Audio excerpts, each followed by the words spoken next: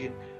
Packaging of course, क्योंकि export packaging मे और may not be different, I don't know what, क्योंकि अपना तो स्टोरेज टैंक्स में रहेगा, तो how secure that packaging is.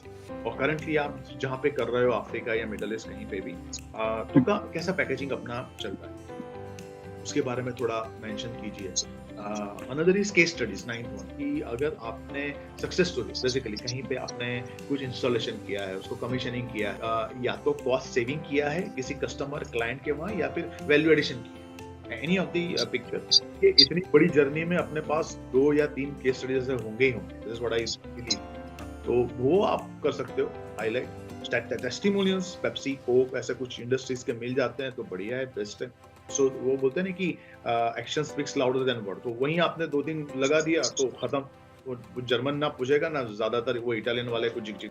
Collaborating partners, आप जहाँ के सप्लाई चेन जो आपका है, तो who are those partners, are they reliable?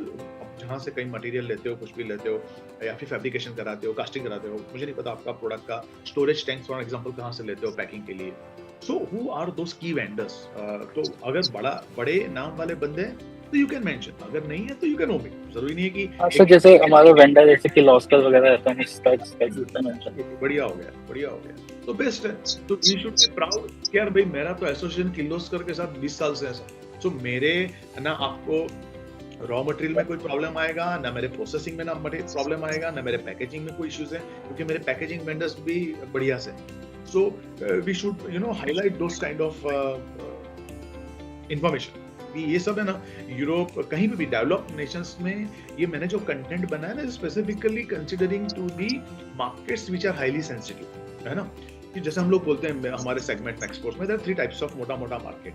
One is HR, जहाँ पे हम लोग बोलते हैं कि हाईली रेगुलेटेड, जहाँ पे अपना यूरोप अपने जो टारगेट करना है वो आ गया, यूएस, कनाडा, ऑस्ट्रेलिया और टॉप नेशंस आ गए। उसके बाद होता है सेमी रेगुलेटेड, जहाँ पे आप अफ्रीका में कुछ या फिर मिडिल ईस्ट में कुछ कर रहे हो।